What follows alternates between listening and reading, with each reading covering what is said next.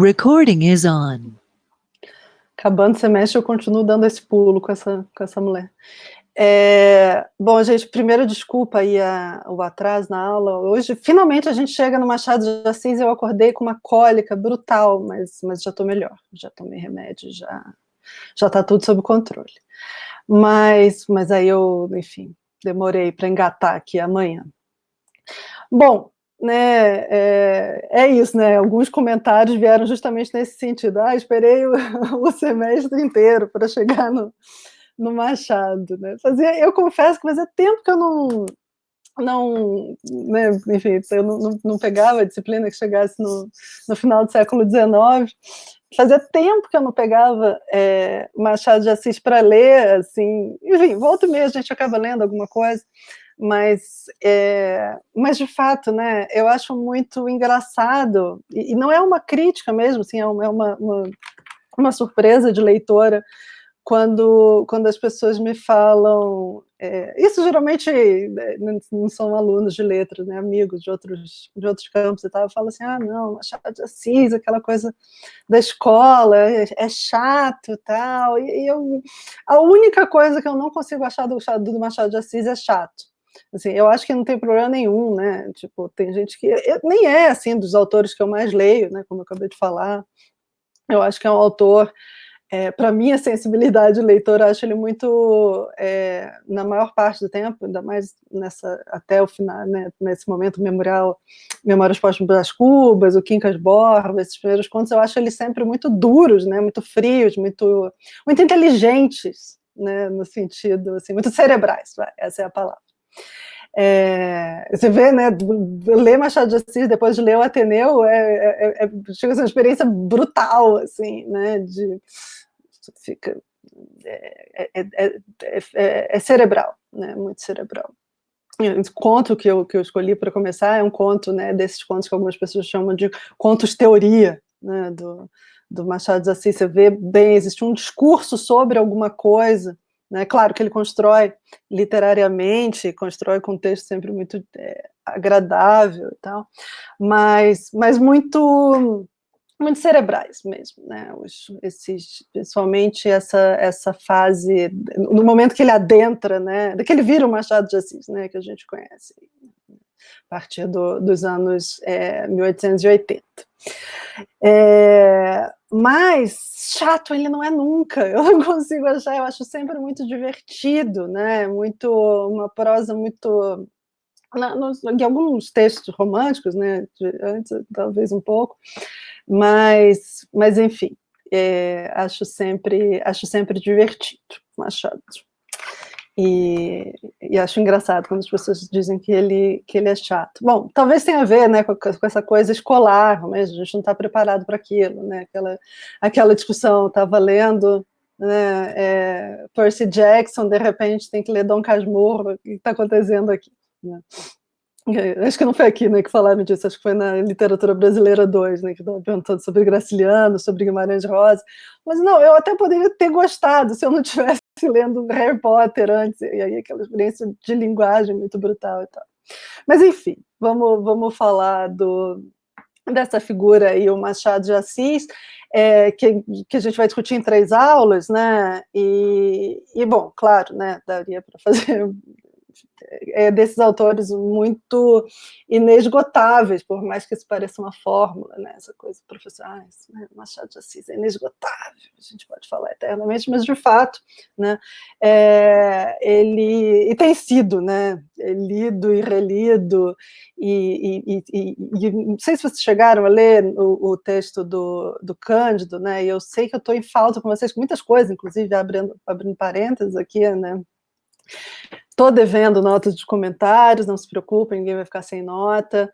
A minha pasta, né, que eu achei que estava tão organizadinha, volta e meia eu vejo que faltou colocar alguma coisa lá, peço desculpas, eu geralmente sou mais organizada que isso, foi o turbilhão aí enfim, desse semestre começado, enfim.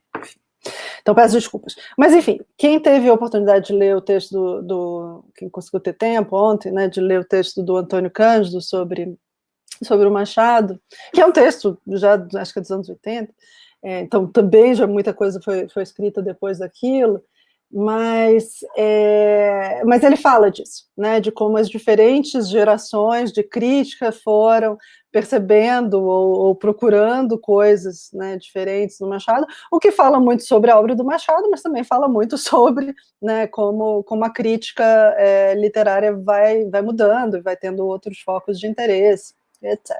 Então, basicamente, o que a gente pode ver, né, resumindo num tweet, um século de crítica, mas oscila de alguma forma, né, ou oscila, ou mostra essa tensão na obra do Machado, entre algo de maior teor social, e social no sentido da obra mostrar o que é a sociedade aí brasileira de fim do século XIX, né, comecinho do século XX, se a gente vir os últimos escritos dele, e do outro lado, né, ou intenção com isso, a questão da investigação psicológica, né, dos personagens, né.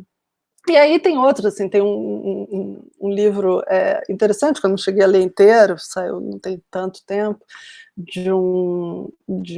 já dos anos de 2010, se eu não me engano, de um crítico chamado José Luiz Passos, chama Romance com Pessoas, em que ele vai tratar de uma outra questão, que também, claro, não é que ele descobriu isso agora, mas que ele vai se debruçar sobre a questão do julgamento moral, né? Não julgamento, para é uma palavra muito forte, mas da obra do Machado como essa investigação moral, né, desses personagens. Bom, então, assim, isso só para a gente não vai, né, ter tempo de ficar esmiuçando esses caminhos aí da crítica,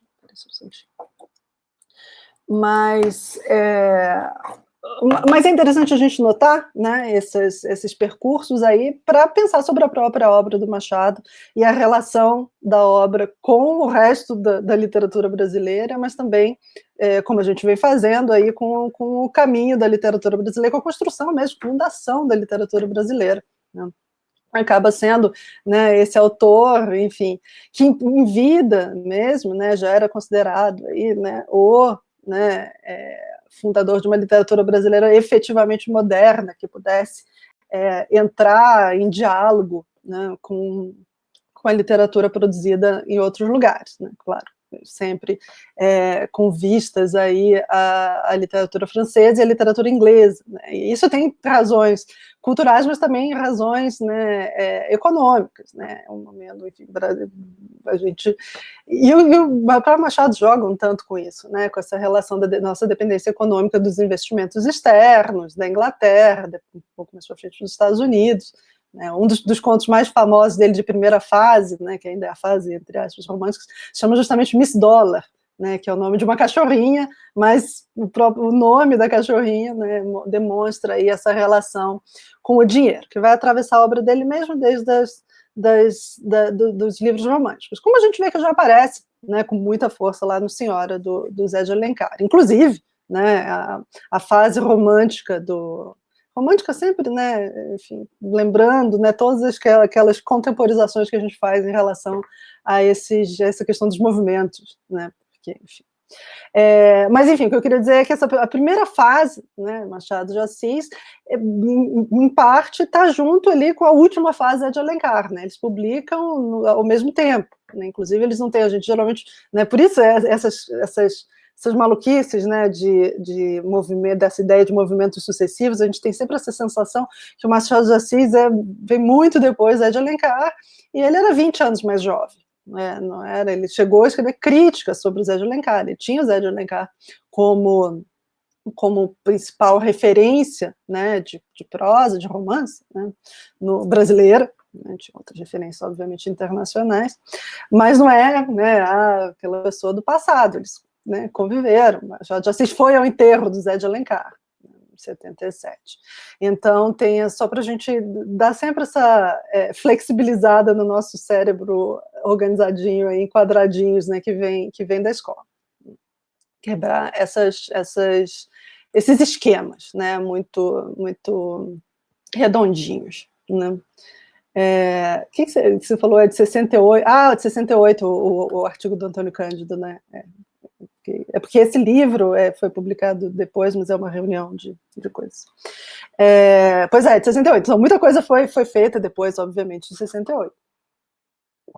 Inclusive a obra do Robert Schwartz, né, que tem um livro muito famoso chamado O Mestre na Periferia do Capitalismo, né, que é só sobre o Machado de Assis. Ele tem 2 livros só sobre o Machado de Assis, O Vencedor das Batatas, que a gente leu quando a gente foi comentar o Senhora, né?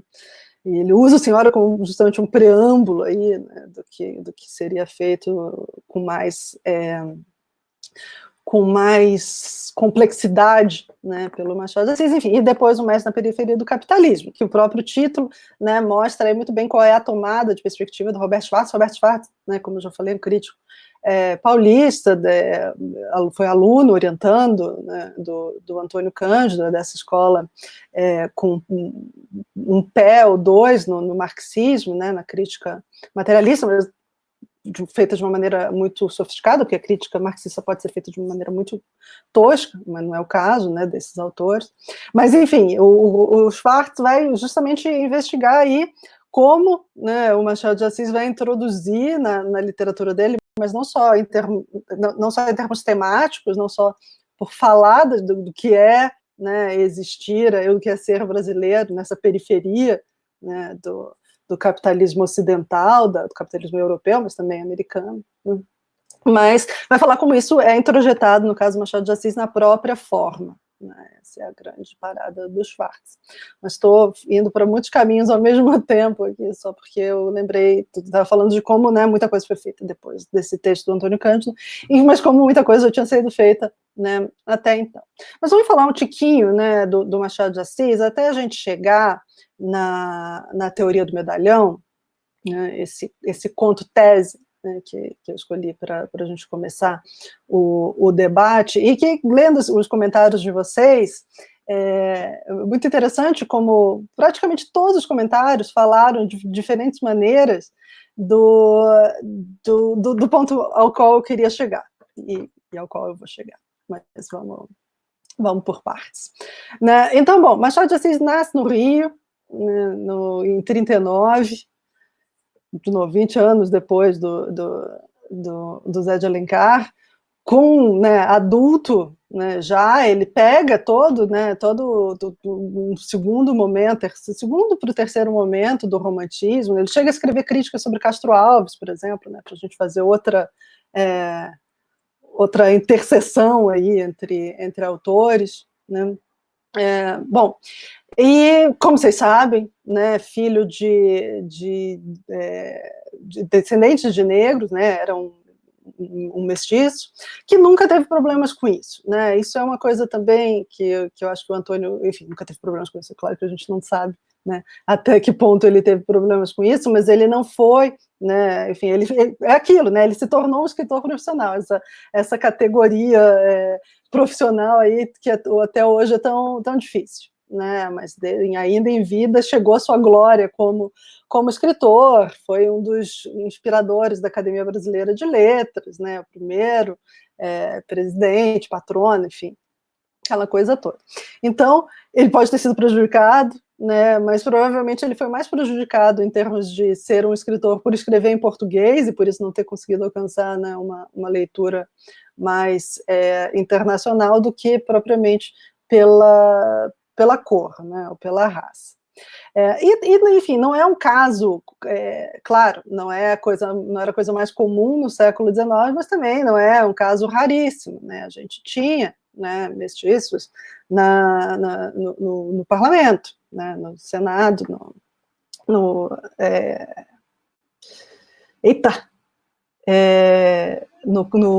Congresso, gente, na Câmara, que diabos, na Câmara dos Deputados,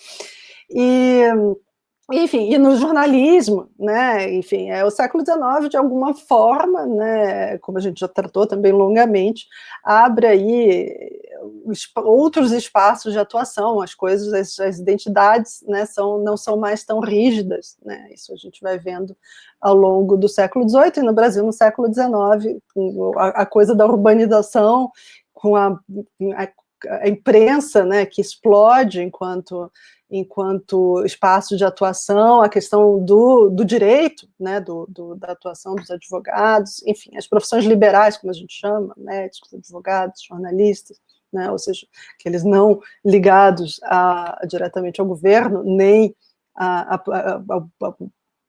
questão da propriedade rural, né, isso dá, né, oportunidades aí que antes não seriam dadas a pessoas que não viessem, né, que tivessem um nome e uma linhagem, etc.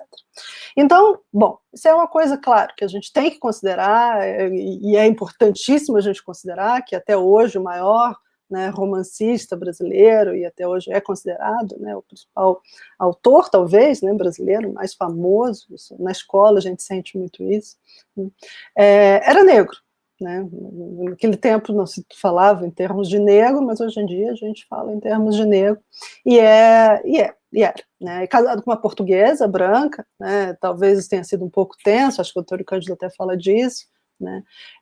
Mas em outros sentidos, né, a gente não pode pensar que ele teria sido prejudicado, né?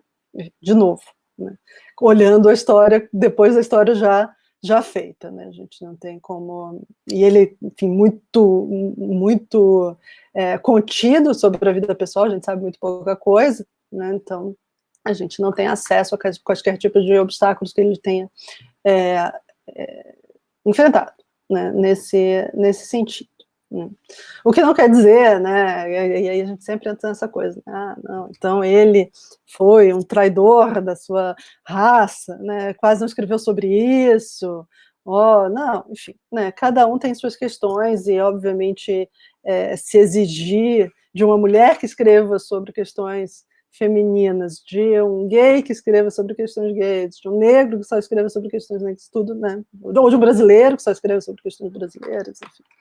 Esse tipo de identitarismo dentro das artes pode ser muito, enfim, em qualquer contexto, mas nas artes ainda mais pode ser muito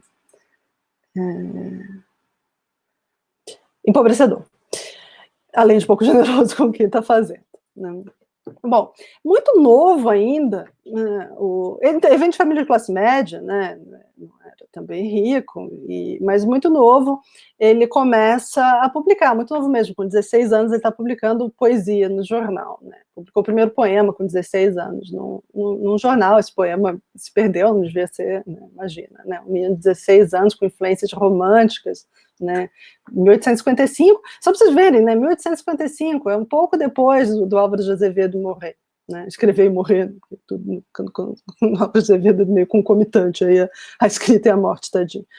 Mas, a partir daí, ele vai começar a colaborar muito, né, na imprensa, né, vai publicar outros poemas, vai começar a escrever crítica, né, literário, cultural, colunas sobre outras coisas, ele tem, né, muitas crônicas, a maior parte, né, mais para frente, mas tem vários volumes de crônica, vai começar a traduzir, né, traduz peças e romances, sobretudo do francês, vai começar a escrever peças também, né, algumas comédias, algumas, a maior parte não encenada, algumas coisas muito cópia também das coisas que ele mesmo traduzia, mas enfim, já vai começar a se exercitar com muita força, né, na escrita. O primeiro volume que ele lança vai ser de poesia, né, de um livro chamado Crisálidas, em 1864, né, então 25 anos, tá, né, ridiculamente jovem, mas é jovem ainda, né,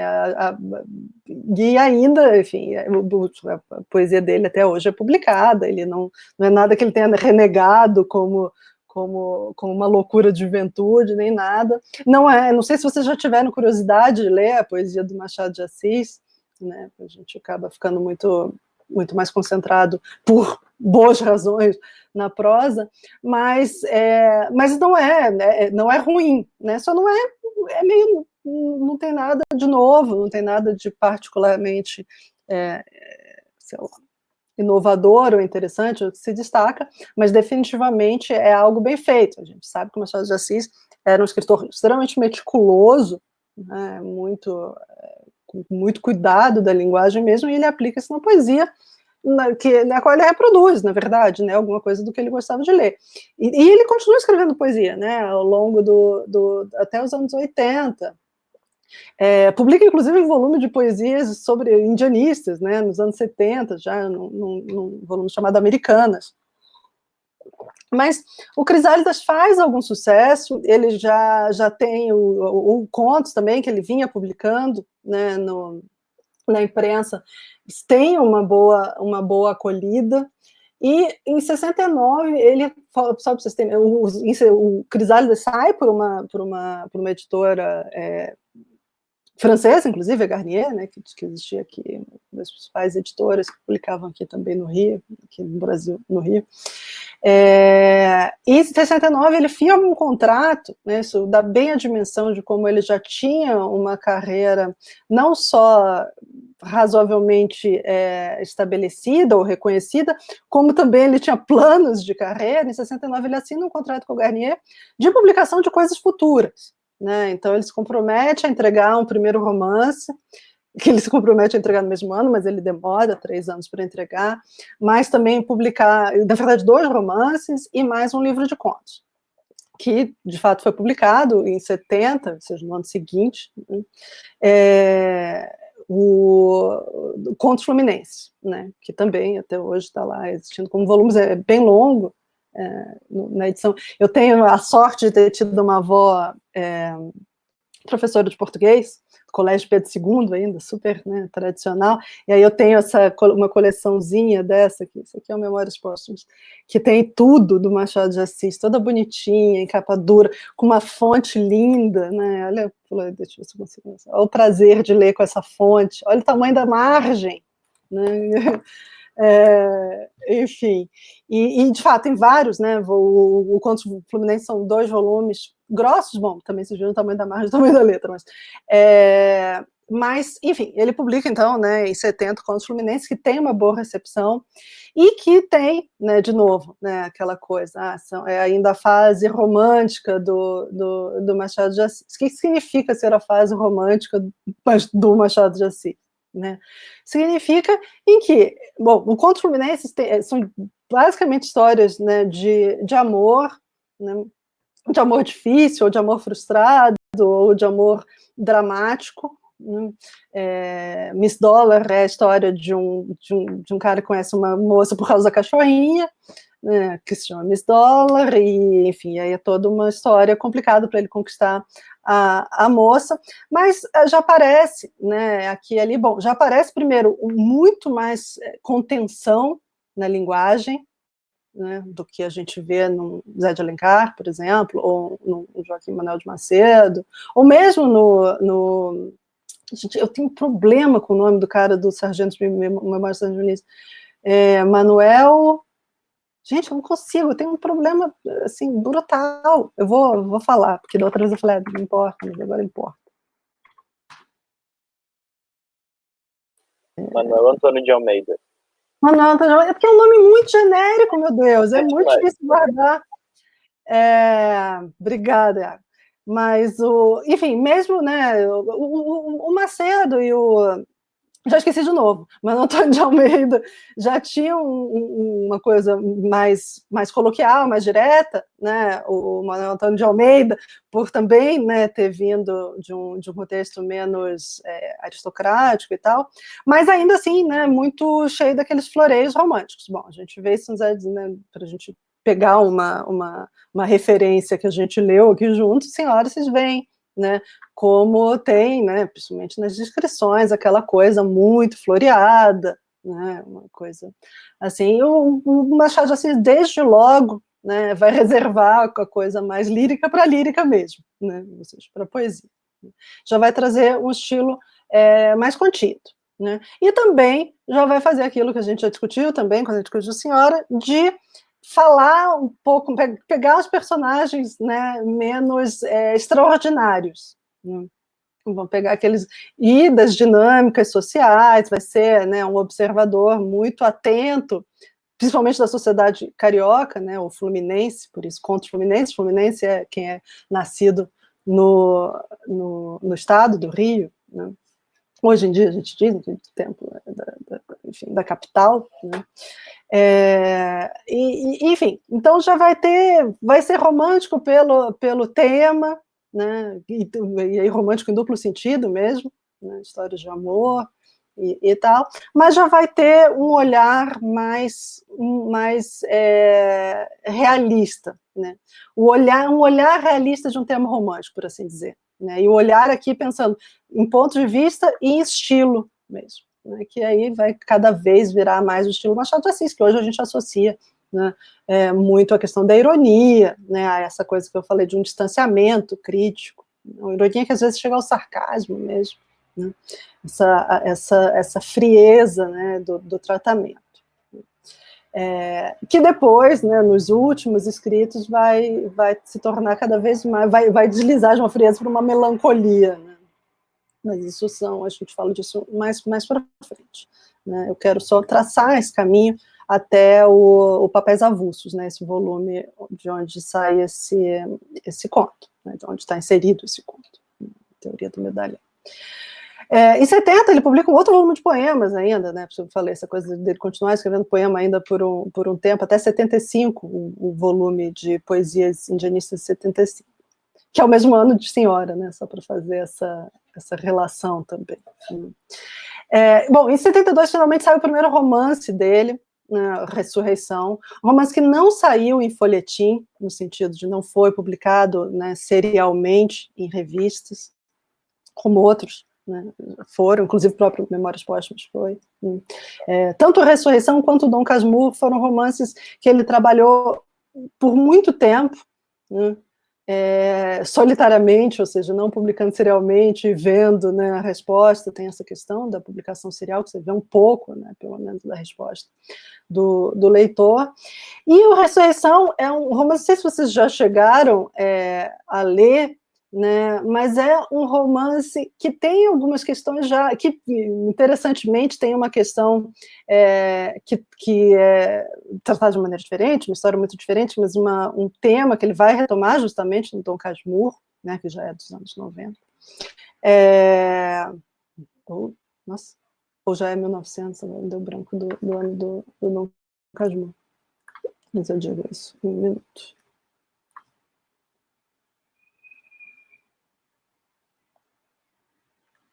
Só para não ficar uma... 99, bom, minha dúvida pelo menos é justificada para ficar bem aí. Mas o tema, então, né, que é um tema caro, né, aparece em contos também, que é a questão do amor, da infelicidade amorosa por desconfiança, né, aquela questão que remete a uma peça famosa do Shakespeare, né, o Otelo. O Otelo, só para lembrar, né, a história do Moro de Veneza, que é esse mercador aí, mercador não, como é que a gente fala, nossa, qual é a palavra para isso? Esse explorador demais, enfim, esse navegante, qual é a palavra para isso, gente? Não sei. Bom, não importa, nesse contexto, né, que é negro, né, que enfim, é um Moro, né, não é branco, se casa com uma moça branca, eles são muito apaixonados um pelo outro, só que ele tem um cara que trabalha com ele, um colega, amigo, não é amigo, obviamente, que tem muita inveja dele, tem um ressentimento em relação a ele, e começa a infernizar a cabeça desse personagem, o Otelo, né, o próprio que dá título à peça, dizendo que a mulher dele, a Desdémona, o trai. Né? Então, ele começa a desconfiar, começa a ver pelo em ovo, né? Instigado aí pelo Iago, né, que não é o nosso colega aqui, mas que é o personagem, um personagem que vai ser muito objeto de fascinação do Machado de Assis, que é o ressentido, né, o invejoso, mas extremamente, que a gente chamaria em linguagem de telenovela, frio e calculista, né, e vai ficar lá enchendo, né, a cabeça do Otelo, até que, enfim, tem o final dramático do Otelo, que ele mata, né, a Desdémona, uma cena horrorosa, mas extremamente dramática, porque ele mata imediatamente, se arrepende, mas sem se arrepender, porque afinal de contas a gente está lá no século XVI ainda, e não tem exatamente, o feminicídio não é exatamente um tema discutido, Mas enfim, né, a questão é a infelicidade amorosa por geralmente o homem, né, não confiar que a mulher verdadeiramente o ama. E esse é o tema desse primeiro romance. Ressurreição, e de alguma maneira vai ser retomado, né, no Dom Casmurro, num outro momento, né? No Ressurreição ele não acredita, o personagem pessoal, já não me lembro o nome dele, Félix, talvez, não acredita no amor da moça, Lívia, talvez, enfim, não consegue acreditar que ela o ama, né? E no Dom Casmurro, como vocês sabem, eles se casam, eles são apaixonados, se casam, Bentinho com a Capitu, mas depois ele começa a desconfiar da relação, depois que ele morre, né? Ele morre, não, que o amigo, né? Eita, nossa, realmente hoje minha cabeça não existe. O amigo do Bentinho. Esse nome é muito famoso. Escobar? Escobar, obrigada, Ju. Nada. Enfim, começa a desconfiar, né, que a Capitu amou o amigo o tempo todo, enfim, e termina naquela nota de melancolia, que vai ser, né, muito marcante, como eu disse, na última fase do Machado. Bom, o Ressurreição teve uma boa recepção, né, ainda que hoje seja... esses primeiros romances sejam muito menos, né, falados do que a fase, enfim, gloriosa aí dos chamados grandes romances, né, do Machado, mas teve uma boa recepção, né, com o que fez que ele continuasse sendo muito acolhido de novo, né, é importante a gente pensar o Machado como essa pessoa que acreditava, né, no próprio taco e que não tinha nenhum tipo de resposta, né, depois a gente vai ver que tem uma exceção, mas nenhum tipo de resposta exterior que fizesse com que ele duvidasse. Então ele teve algum tipo de estímulo aí, né, a explorar, né, a sua voz. Depois ele publica mais volumes de contos, Histórias da Meia-Noite, que é também pouco lido, menos lido, inclusive, né, do que os contos fluminenses, eu acho. Assim, tem contos menos lidos, mas ele já vai tratar questão de dinheiro, são contos sobre enfim, são histórias de dramas, né, de coisas que dão errado por ganância, né, por inveja, ganância, ambição desmedida. É desse mesmo ano um ensaio muito famoso dele, que eu coloquei no programa e não coloquei na pasta, descobri isso, sei lá, hoje de manhã ou ontem de noite, que é o Notícia da Atual Literatura Brasileira, Instintos de Nacionalidade. Eu não sei se vocês chegaram a ler, porque também é muito fácil, né? Você dá um Google em qualquer coisa do Machado de Assis, é muito fácil de achar. É um ensaio que é interessante, eu tinha colocado no programa porque ele, de alguma forma, amarra aí, né, junta o que a gente vinha discutindo com, né, o que vem adiante na própria obra do Machado. Um ensaio publicado num jornal sobre questões brasileiras, mas publicado em Londres, chamado Novo Mundo, se eu não me engano, em que ele vai, né, esse ensaio é importante é importante porque é o Machado de Assis, né, se colocando aí em relação à literatura brasileira, o que seria a literatura brasileira, né, o que é a literatura brasileira do século XIX. Ele não chega, né, a dizer o que ele vai fazer a respeito, mas fica um pouco... a gente que conhece a obra dele de depois daquilo reconhece muito bem o que ele vai fazer a partir daquilo, né, mas é um ensaio em que ele trata justamente, ainda não, enfim, ele trata de várias coisas, ele comenta o teatro, enfim, o teatro ele fala, seria uma linha de reticências, nada se faz aqui, né? Mas comenta a poesia, então, comenta a questão da poesia indianista, o romance romântico, volta até, na verdade, aos épicos, a gente sempre contemporiza indianistas lá, neoclássicos, né, do Basílio da Gama, Santa Rita Durão, mas a coisa, né, fundamental desse ensaio é a defesa dele, né, de que não é preciso ficar falando de coisas rigorosamente brasileiras, né, ficar explorando especificidades brasileiras de uma maneira explícita para falar do Brasil. Então, de alguma forma, né, ele já coloca nesse ensaio justamente aquela que vai ser, né, a principal tese do Schwartz, né, do Robert Schwartz, mas não só dele, de que na obra, né, do Machado ele vai falar muito do Brasil, mas vai falar às vezes indiretamente, né? Ele não precisa evocar questões explicitamente brasileiras para a gente perceber que ele está falando muito do Brasil, e no vetor oposto, ele pode estar falando especificamente do Brasil, mas ele vai estar também, né, explorando questões ocidentais, eu ia falar universais, mas universais é sempre um descalabro, né? Mas questões que extrapolam, né, a especificidade do Brasil. Enfim, as duas coisas vão estar em diálogo, né? Isso a gente pode ver, por exemplo, né, só para já fazer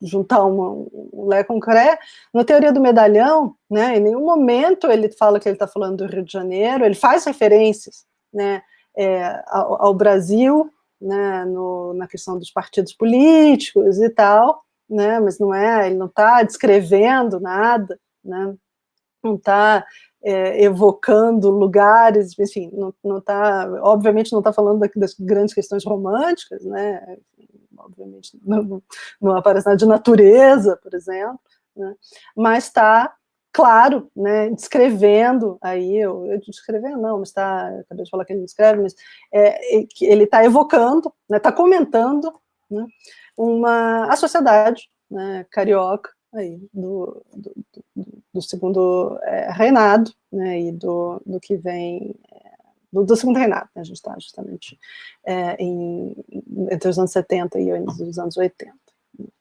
Então, bom, aí a gente vai chegar nessa questão, né, mas o que eu queria destacar aqui é justamente como nesse ensaio, que vale a pena ler, né, não só para essa aula específica, mas para entender um pouco aí o que estava passando na cabeça do Machado de Assis. Nos anos 70, como eu disse de novo, né, de 73, ele ainda, né, não tinha virado o Machado de Assis, né, mas já tem aí uma percepção bem clara, né, do que ele entende como os caminhos possíveis para uma literatura brasileira, que seja brasileira, de fato, mas que não precise ficar obcecada em ser brasileira, né?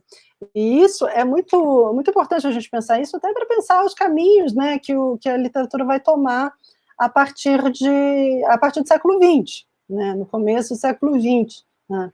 A gente tem, para voltar aqui, né, para fazer esses caminhos, né, claro, a gente tem no primeiro momento algo que nem é literatura, que nem está se pensando como literatura brasileira, né, aquela questão que pensando no que a gente viu mesmo, né, ao longo do semestre, lá nos anos, no século XVII, né, nos 1600, depois, né, a gente tem, né, o que seriam os pais aí, né,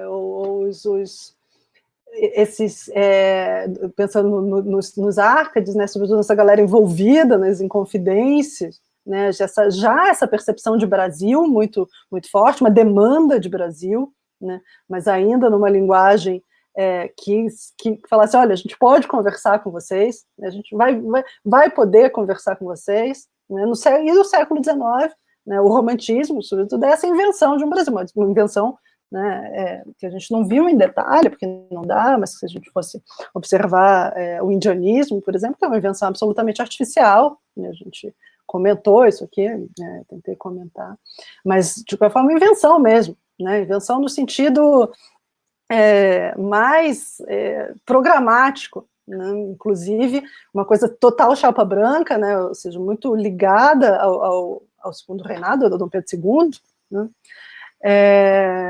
e depois, né, a gente tem com o naturalismo, né, que eu comentei, embora a gente tenha lido esse naturalismo meio estranho sei lá se é naturalismo do Raul Pompeia, uma tentativa de descrever, né, o Brasil, descrever com olhos detalhistas, obsessivamente detalhistas, inclusive, né, de uma maneira que vai para um outro tipo de artifício aí, né, aquela coisa de tentar ver mais detalhes sórdidos do que de fato existe, né? E com o Machado a gente vai ver essa visão bem cética do Brasil, desse Brasil inventado, mas também bem cética do próprio naturalismo, né, ou seja, muito cética do cientificismo, dessa ideia, não, se a gente observar, porque qual é a parada do naturalismo? Se a gente observar com muito detalhe, né, nesse espírito, é a literatura com espírito científico, né, se a gente observar com muito detalhe a realidade, a gente vai conseguir entender o que faz, né, do brasileiro ao brasileiro, e dentro, né, do brasileiro, cada um dos tipos brasileiros, né, então a gente vai entender muito bem o que é o comerciante português, a gente vai, né, então é essa literatura bem caricaturesca, né, mas nos bons momentos, numa Luísa Azevedo, por exemplo, mas a caricatura como projeto mesmo, né, não é uma caricatura por acidente, né, aquela caricatura de uma literatura mal feita, vamos descrever tipos, né, ou seja, e por isso, né, a gente fala dessa perspectiva cientificista, positivista, né, que é essa coisa de você tentar, né, observar, esmiuçar e descrever para entender, né. E com o Machado, né, vai ser inaugurada, né, e talvez nunca vá ser feita mais com tanta intensidade, né, uma visão profundamente cética, né, inclusive cética sobre a própria possibilidade de se descrever alguma coisa, né. Então, quando eu falei lá no começo da aula, né, que como a crítica, né, como aparece no artigo do Cândido, mas continua sendo feito, como a crítica oscila ou tensiona a feição de descrição da sociedade, da descrição do Brasil, mais especificamente do Rio, né, e a investigação da alma humana, né, isso também, né, faz a gente observar, né, remete a essa característica do Machado de Assis, de falar, olha, né, quando a gente está tratando de gente, né, a gente só consegue chegar, né, a entender uma certa, até um determinado momento, né, não existem leis, né, que vão explicar até o fim a alma humana, né, tem sempre uma parte obscura, né, essa coisa do que se dá a ver e do que fica por trás, né, que vai ser justamente, né, uma das questões principais desses primeiros contos, mas da obra toda, desses primeiros contos que eu digo, dos papéis avulsos, né, de onde está a teoria do medalhão. Então, quer dizer, é uma desconfiança dupla, né, uma desconfiança, não uma desconfiança também, mas um ceticismo, né, duplo, em relação a o que o romantismo inventou, como o Brasil, a possibilidade de descrever, de fato, o que é o brasileiro, ou o que é o Brasil, porque a gente é feito de gente, né. Então, é muito, muito interessante, tem um texto, um livro, na verdade, do Alfredo Bós, que a gente também já leu aqui, sobre Machado de Assis, esse é bem recente mesmo, final dos anos 90, ou começo dos anos 2000, acho que chamou Enigma do Olhar, eu joguei lá até, se alguém tiver interesse, na bibliografia suplementar, em que ele fala, né, que eu até peguei aqui essa citação, né, ele fala o seguinte, Machado vive até o fundo a certeza pós-romântica de que é uma ilusão supor a autonomia do sujeito, e porque ilusão, um grave risco para o próprio sujeito parecer diferente da média geral sancionada. É uma frase, são 3 linhas, né, mas olha, né, que quanta coisa tem aqui, eu vou até jogar aqui na caixinha de comentários, só para vocês terem isso.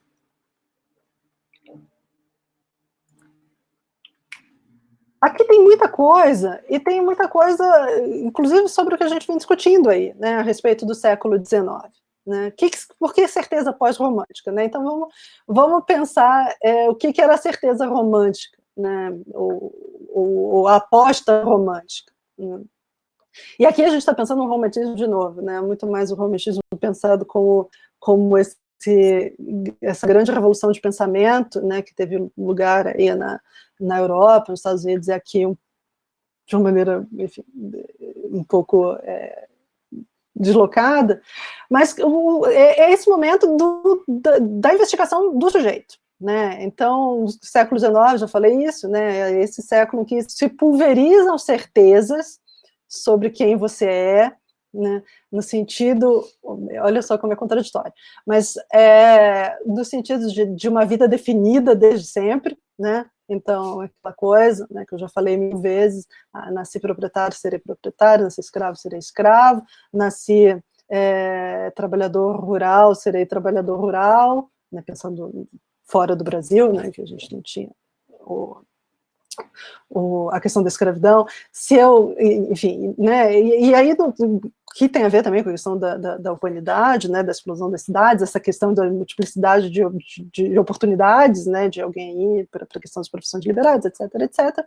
Então, nesse momento em que existe uma incerteza de partida sobre quem você é, mas uma certeza de que você pode chegar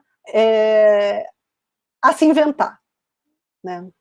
Então, é uma aposta, né, muito grande, né, de que você tem uma autonomia, mas não necessariamente que você sabe quem você é. Né? Então, é uma grande investigação sobre, né, o que é ser humano, né, mas também uma aposta, né, na invenção de si. Né? Então, a gente tem, por exemplo, né, a questão, o romance romântico, né, europeu, tem muito, né, como personagem, isso também, né, tem aqui, no Zé de Alencar faz também, né, aposta nesses personagens que saem do nada e chegam em algum lugar, né, então, um autor que o Machado de Assis, inclusive, cita logo no comecinho do Memórias Póstumas de Brás Cubas, que é Stendhal, né, que eu acho que eu já citei aqui também, autor francês romântico, do Vermelho e Negro, tem esse personagem, né, que é um dos personagens mais famosos do romance romântico, que é o Julian Sorel, que é esse cara que sai meio do nada, o que a gente chamaria de uma revista, né, e por meio, né, de entrar, de jogar o jogo da sociedade, conhecer as pessoas certas, né, imagina que vai chegar a algum lugar, e tem um final dramático, afinal de contas ainda é romântico. Mas, enfim, tem essa certeza, né, de que um sujeito pode chegar a algum lugar, né, que ele é autônomo, no final das contas. Né, autônomo no sentido de agir segundo os seus próprios interesses, suas próprias certezas também, né, para chegar a algum lugar. Tem outros, não sei se vocês já viram um filme que é baseado num romance, um filme do Stanley Kubrick chamado... Minha cabeça não funciona mais, né? Gente, eu vi esse filme outro dia. Diabos, é o nome. Se o nome ele estivesse aqui do lado dele me falando. De Olhos Bem Fechados? Não, é um filme de época. O De Olhos Bem Fechados é baseado num romance, na verdade, uma novela, já da virada do século XIX para o XX. Ai, Jesus amado, que agonia. Barry Lyndon.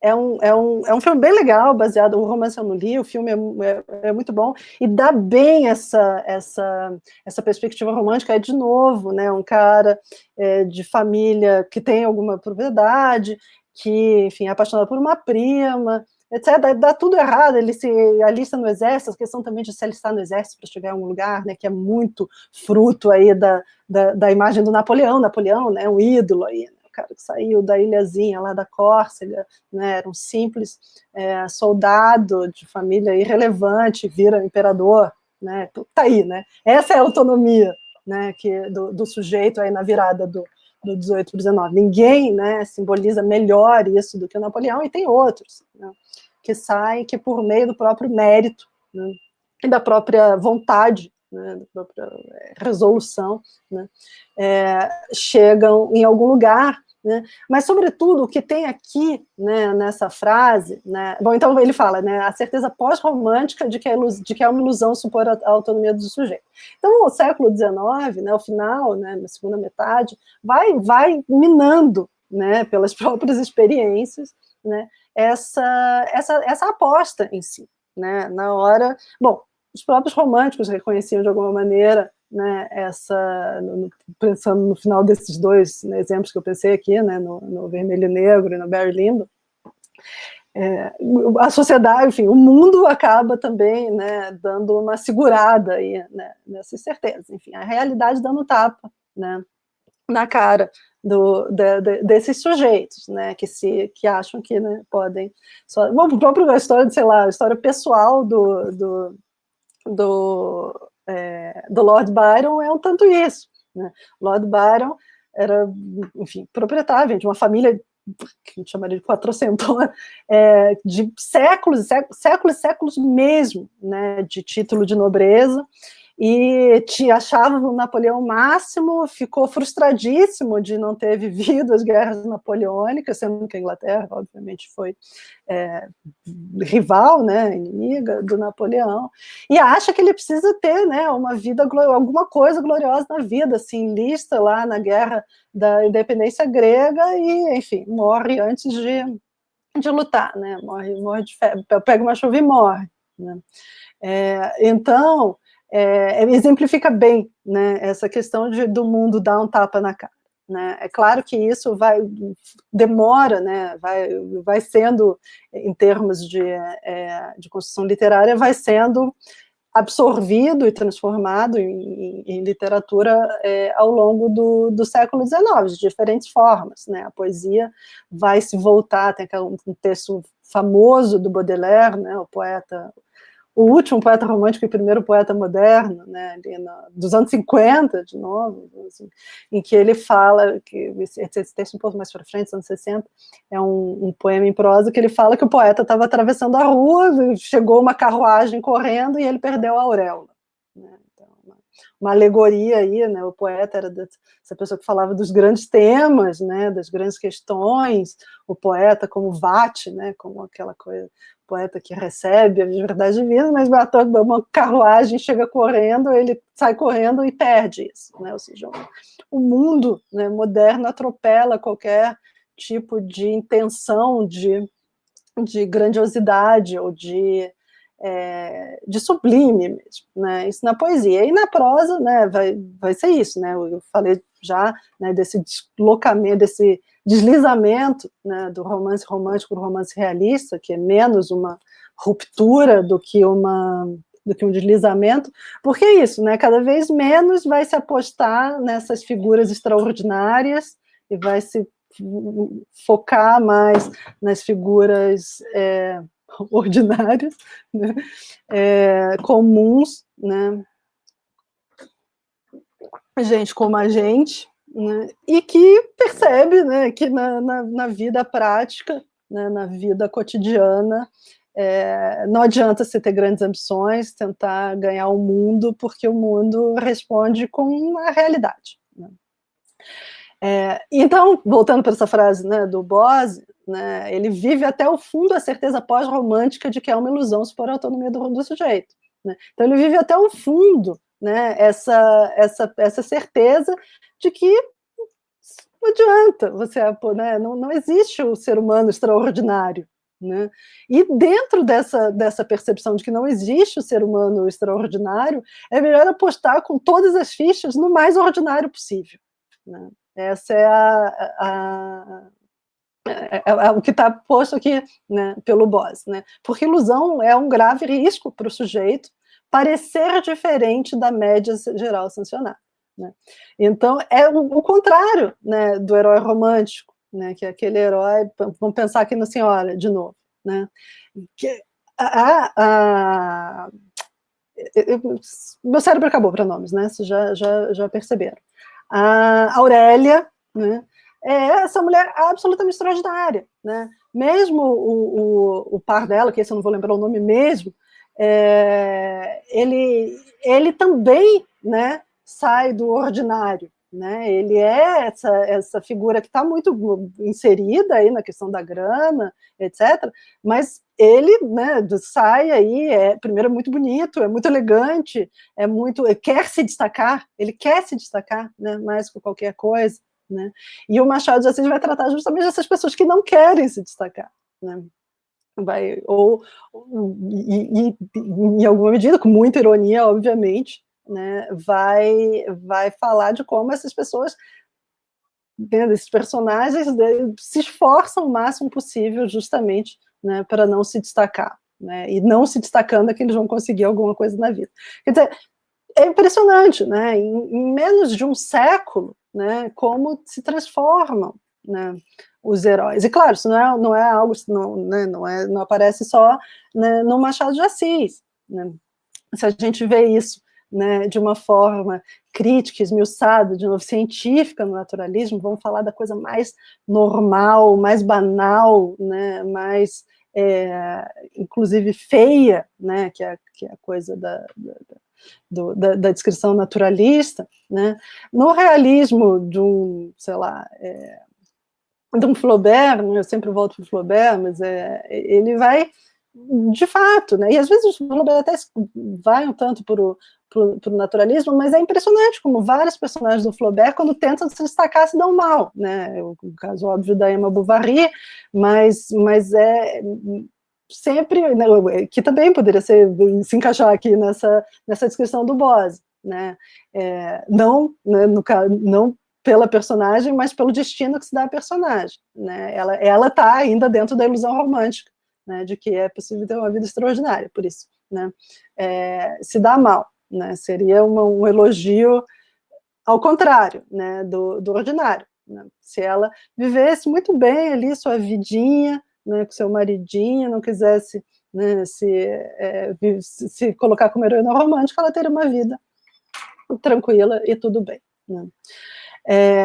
Então, né, e eu já pulei muito, né, porque eu comecei a falar de uma coisa e pulei para o Bose, mas é um pouco também, né, o que a gente vê, e aí tem também essa dupla leitura sobre a carreira, sobre o percurso, sobre o percurso do Machado de Assis, né, algumas pessoas que dizem que ele teve duas vidas, né, a vida romântica, e de repente ele se percebeu como realista, outros falam, não, né, desde sempre a gente vê, né, um traço aqui, outro ali, do que já vai aparecendo dessa percepção, né, de que não estamos mais em tempos de personagens ou de pessoas extraordinárias, né, da crença, né, na coisa que escapa ao normal, e que, claro, tem muito a ver com a questão... vocês estão falando muito pouco, mas vocês podem me interromper a qualquer momento, viu, gente? Falando pouco, eu sei porque eu não estou perguntando, não estou dando espaço para dizer que vocês podem me interromper. Mas também, enfim, né, por essa coisa então, focando, né, os personagens menos, os personagens que seriam laterais, né, na obra romântica, mas também pela linguagem, né, isso é muito importante, ver como as duas coisas se conectam, né, você fala de uma personagem que é extraordinária de um modo extraordinário, né, então você fala de uma história extraordinária, a linguagem também acompanha, né, como algo, como na grandiosidade, no uso de muito adjetivo, né, e quando você vai falar do ordinário, você também, né, vai usando uma linguagem mais contida, né. E claro, outros autores vão vão criar um efeito diferente por contradizer as duas coisas, que é o caso do Ateneu, né, está falando de algo absolutamente banal, né? Nada pode ser mais banal do que o contexto. É um menino que é o menino medíocre, né? Ele não se destaca em nada ali, mas está usando uma linguagem super, né, aquela coisa que vai para aquela questão da descrição impressionista ou expressionista. Então você cria esse efeito de explorar a alma, né, as impressões por meio da linguagem, já que você está tratando de um tema modesto, por assim dizer, de um tema, né, normal, de personagens e de acontecimentos, né, absolutamente banais, a não ser o acontecimento final. Peraí que alguém comentou alguma coisa. Fernando Seixas era o nome do par da Aurélia. Obrigada, Bianca. Realmente é muito nome. E esses nomes, né? Fernando Seixas. Né? Deve ter um vizinho chamado Fernando Seixas. Mas, enfim, mas no Machado de Assis, essa integração, né, entre tema, né, e entre contenção, né, das histórias, contenção dos personagens e contenção da linguagem, né, isso tudo vai realmente vai ser articulado, né, com muita precisão e cada vez mais até o Dom Casmurro, e depois vai para uma outra coisa que a gente comenta mais para frente. Bom, então, em 74, ele lança o segundo romance dele, que é A Mão e a Luva, que ele lança em folhetim, depois em livro no mesmo ano, que é um livro que não fez nenhum sucesso, na verdade foi muito criticado, né, em boa parte justamente porque de novo, lembrando aqui, 75 é o ano de Senhora, né? Então, qual é a sensibilidade do leitor e da leitora, né, de então, sobretudo da leitora de folhetins, né? Você quer uma história romântica ainda naqueles moldes, né? E A Mão e a Luva já é uma história romântica, né? É uma história de uma personagem feminina, né? É um retrato feminino, essa coisa, né, que estava super na moda. A gente tem esse personagem Guiomar, mas a Guiomar não é Aurélia, ela não é extraordinária, né? E ela tem 3 amores diferentes, né? Ela tem o primeiro amor mais, né, enfim, iludido não, vou falar mais idealizado, depois ela tem um outro, tem um terceiro, né, amor, tem umas dúvidas entre os... Tem toda a questão do dinheiro, colocado de uma maneira, de novo, de uma linguagem bem mais contida, já com alguma ironia, né? Então, foi criticado. O que ele fez? 2 anos depois, né, ou seja, 1 ano depois, a senhora lançou Helena, um romance que até hoje, de vez em quando me surpreendo, que alunas, e são alunas mesmo, nunca nenhum aluno falou, mas que adora Helena, né, e é um romance que a crítica considera o mais fraco, né, que não quer dizer ruim, porque de fato é alguém que serve muito bem, né, mas que ele vai aí fazer uma heroína romântica mesmo, né, com toda a temática romântica, né, uma heroína que guarda um segredo, né, porque ela primeiro diz, né, enfim, tem essa, que não é segredo dela, mas é um segredo que é imposto a ela se coloca como filha de um personagem, quando na verdade ela é filha de um outro personagem, e então ela aparece e se apaixona pelo irmão, o irmão se apaixona por ela, então, mas eles não podem viver esse amor, porque seria uma relação incestuosa, mas depois tem a revelação de que não é um incesto,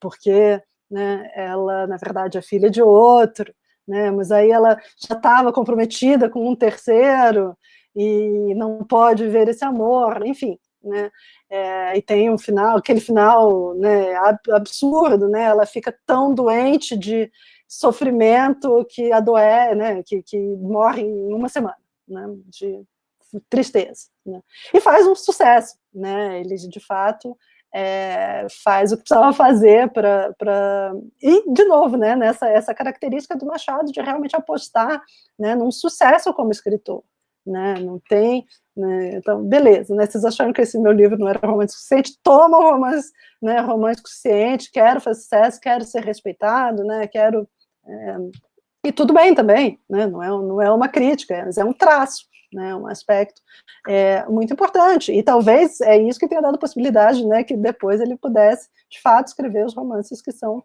né, os romances que a gente reconhece como os verdadeiramente, não só importantes, mas como determinantes do que seria a literatura brasileira a partir daí, né. Então, não é só por falar, nossa, né, o Machado de Assis é ótimo, que bom que a gente tem isso para ler até hoje, mas é importante para determinar um caminho, né, ou para abrir, determinar um caminho não, mas é para abrir caminhos, né. Em 77 morre Zé de Alencar, né, e aí é interessante, não que uma coisa esteja diretamente relacionada à outra, e não vou fazer lucubrações psicanalíticas aqui, né, mas depois da morte de Zé de Alencar que o Machado de Assis vai, né, assumir de fato essa voz que a gente reconhece, né, nele, né. Em 78 ele publica o Yaya Garcia em folhetim, que é um livro ainda, né, com a cara de romântico, mas com personagens muito mais banais, né, inclusive de contextos sociais muito mais banais, né. E 3 anos depois vem Memórias Póstumas de Brás Cubas, que quebra tudo, né. Nesse meio tempo, né, ele já estava publicando contos, né, que vão também, né, ter essa pegada, que são justamente os contos, eu vou até abrir aqui para dizer de quando que é o primeiro, que vão ser os contos reunidos nesse livro Papéis Avulsos. Cadê? Que é um livro, de fato, né? Não é só uma reunião de contos, ele preparou, o que eu quero dizer com um livro de fato? Não foi, juntou, publicou em ordem, ai, que saco, em ordem cronológica. Não, ele organizou os contos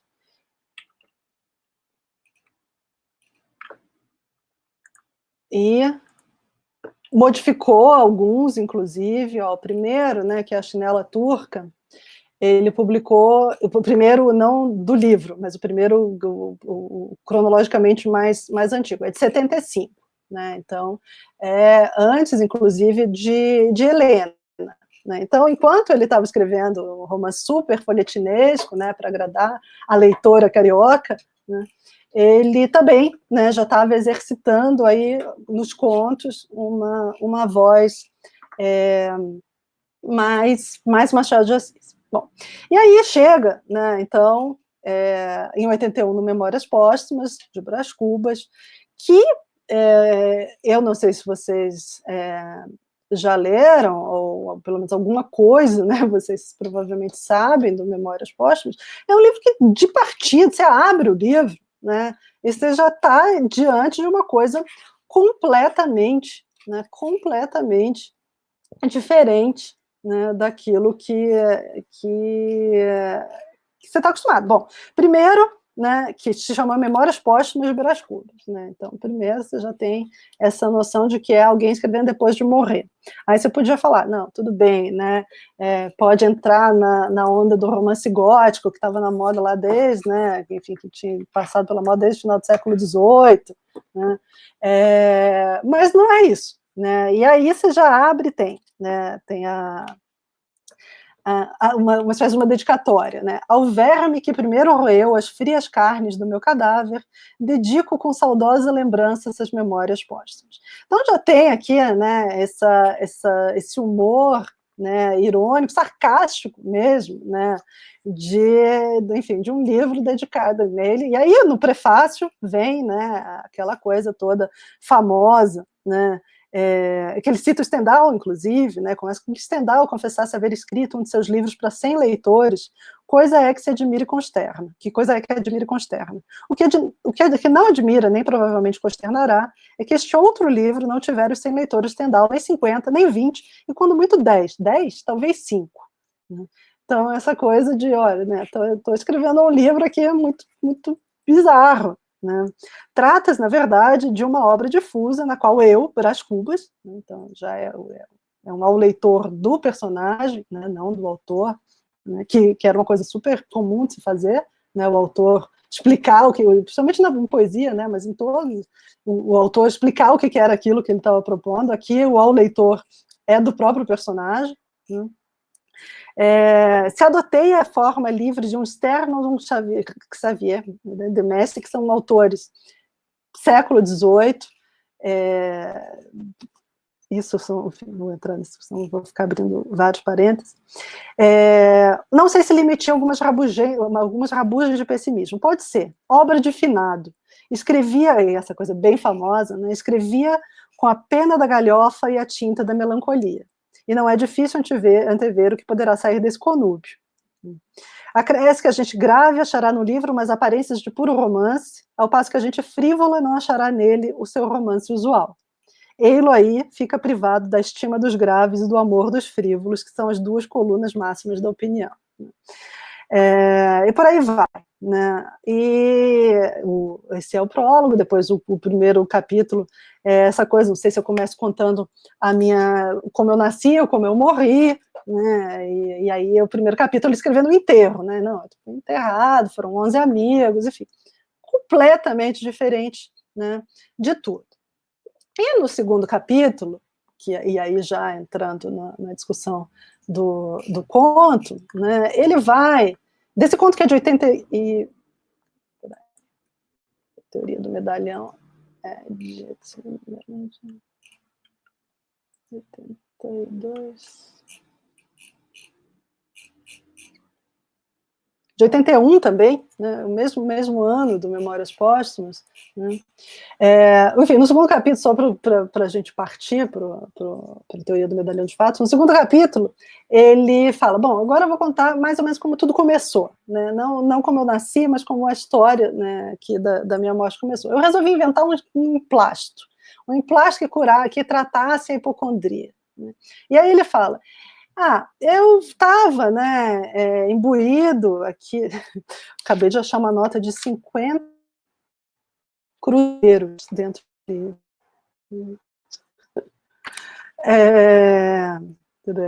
Ele fala, tava assim, né, querendo criar alguma coisa que me desse dinheiro, mas queria também ajudar, né,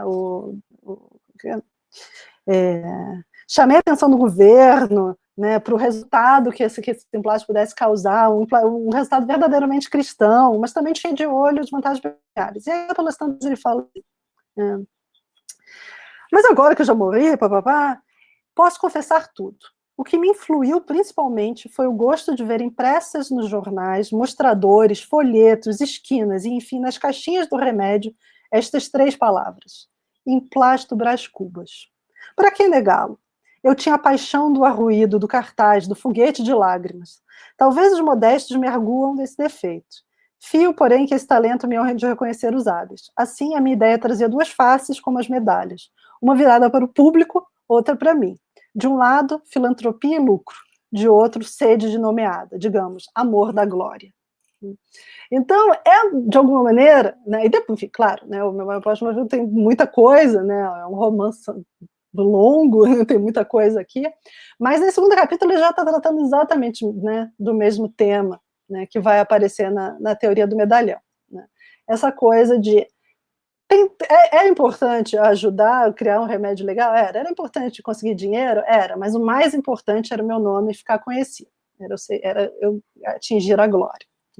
E aí a gente chega, então, na teoria do medalhão, né, que eu começo a comentar a partir dos comentários que eu recebi, e eu acho que muitos alunos ficaram esperando chegar no Machado de Assis para fazer os comentários, e chegaram uns 10 comentários, né? E os comentários todos, como eu disse, né, foram para o mesmo caminho, mas de diferentes formas, né? Então, a Sara foi, acho que a pessoa que talvez tenha falado de uma maneira mais teórica, né, fala, se tornar um medalhão é muito mais parecer ser algo do que ser realmente. E essa questão do parecer versus ser vai ser, talvez, o tema, né, desse volume, né, do Papéis Avulsos, de quase todos os contos. Por isso, né, que é um livro mesmo, né, ele tem um tema, ele tem o tema da aparência versus realidade, seja pela contraposição pura e simples, né, você aparenta uma coisa que você não é, você é uma coisa que você não deixa transparecer, seja por uma investigação psicológica mais complexa de como diabos é existir tentando concatenar, né, a aparência e o interno, né? Isso vai aparecer num conto famoso, que talvez vocês tenham lido já, chamado O Espelho, que tem um subtítulo, que é um esboço moderno da teoria da alma, enfim, uma coisa assim, em que eu poderia ter passado também, teria o mesmo tipo de efeito, mas que conta a história de um cara que não é nada, né, mas consegue um posto de alferes, né, da Guarda Nacional,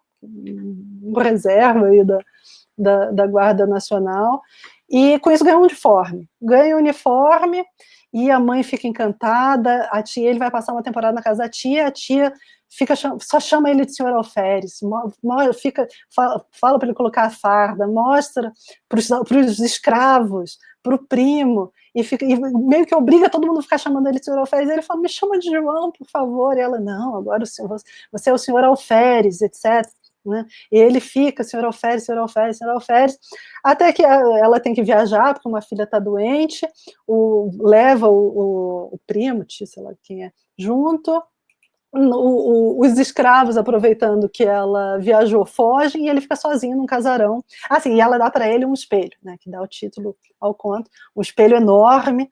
Ela fala, não, vou botar no seu quarto, para você se observar, né, de farda e tal.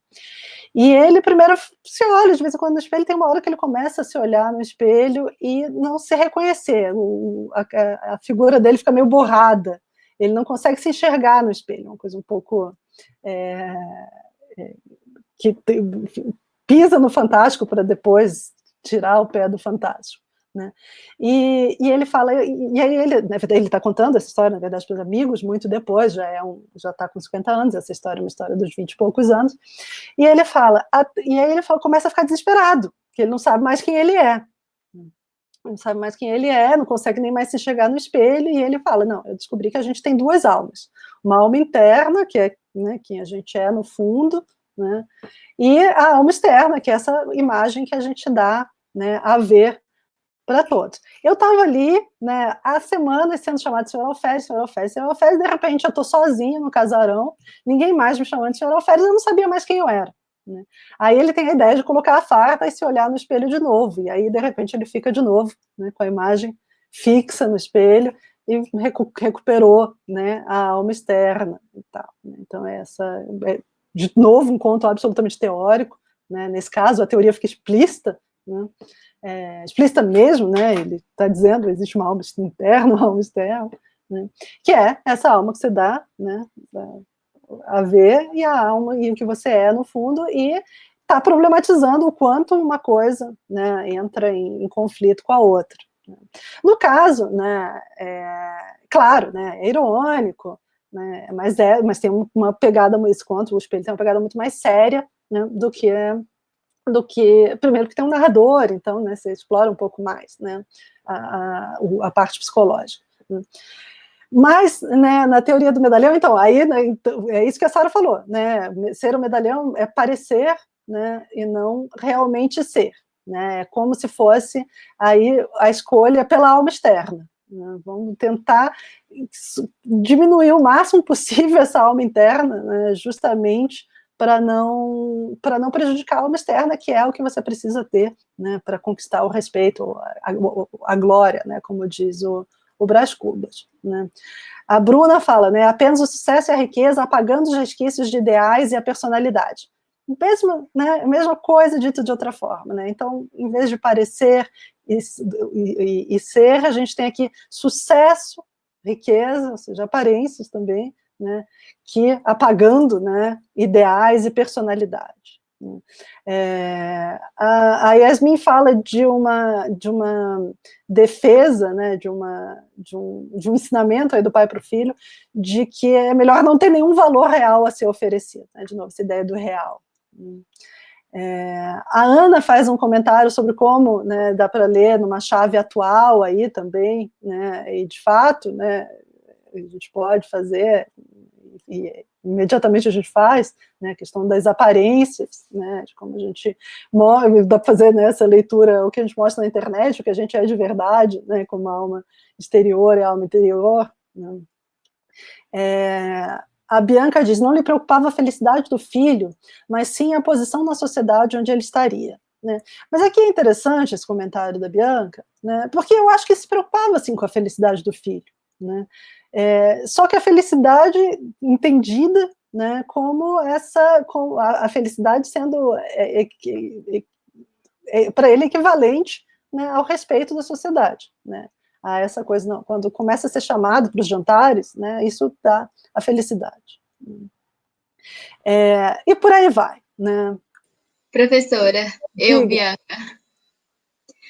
Na verdade, no finalzinho, eu amei esse conto. No finalzinho, eu até coloquei que a gente, na verdade, a gente não pode julgar, né, negar as angústias daquele pai, né? Então, Sim. assim, não de certa forma que ele não queria felicidade, mas como ele entendia a felicidade, é igual você colocou aí depois, né? E a gente realmente não pode negar que talvez aquele status lhe foi negado, né? Foi negado aquele pai. Então, ele, com aquela concepção de felicidade, né? Ele passou para o filho. Acho que foi mais ou menos essa ideia que eu quis colocar. Não, eu entendi. Eu não estava nem criticando o seu comentário, não. Eu estava só aproveitando ele para complexificar mesmo, né, o conto. Porque isso também, né, apareceu em outros comentários, que eu não estou citando aqui, mas como, né, bom, para começar, o formato, né, do conto, né, que é um diálogo. A gente não tem, né, um narrador. A gente conhece, na verdade, é basicamente um monólogo, né, porque, não que a figura do filho não seja importante, né, porque ele, no sentido de recurso formal mesmo para compor o conto, porque né, ele dá sempre, né, aquela coisa, nossa, mas isso é muito difícil, né, é quase como se o filho fosse aquele resquício, né, do ideal romântico, né, mas é muito difícil apagar a minha personalidade, né? É muito difícil eu não ter ideias, né? Ele fala, mas eu não posso rir, né? Mas eu não posso ter estilo, né? Eu não posso escrever com estilo, eu não posso... enfim, ele pergunta várias coisinhas, assim, né? É quase como se fosse, de fato, né? Esse diálogo entre algum tipo de utopia romântica que está sendo, né, destruído aí pelo espírito do final do século XIX. Fala, não pode. Apaga todas essas ideias de originalidade. Qual é o valor? Se a gente puder falar de um valor, né, do romantismo, é o valor do gênio, né? O gênio, de novo, não como a pessoa mais inteligente do mundo, não como a pessoa que conhece tudo, mas a pessoa que tem lampejos, né? Lampejos. E de repente consegue capturar, né? Captar e capturar em linguagem né, uma verdade aí das relações do mundo, né, algo que ninguém tinha visto antes, né, e consegue colocar isso de uma forma absolutamente original. E é exatamente isso, né, que esse pai, né, está dizendo para o filho, olha, né, nem pratica esporte, né, porque quando você pratica esporte, né, relaxando a cabeça, você faz a cabeça ficar mais produtiva. Né?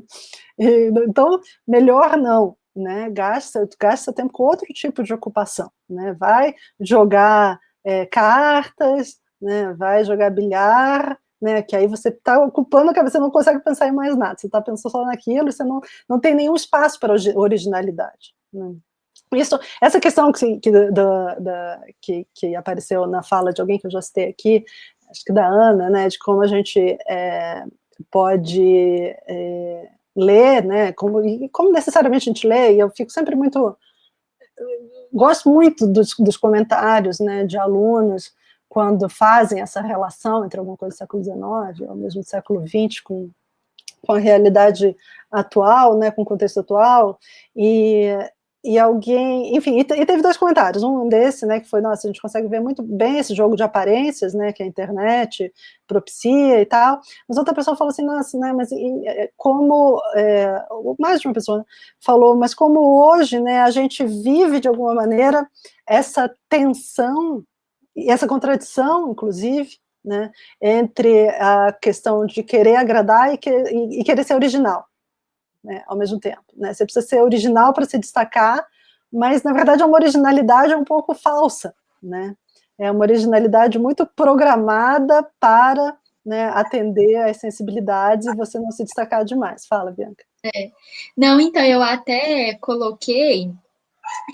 eu vou até ler o trechinho que eu coloquei no meu comentário, porque eu achei ele tão interessante, que o pai, ele fala, nesse ramo dos conhecimentos humanos, tudo está achado, formulado, rotulado, encaixotado.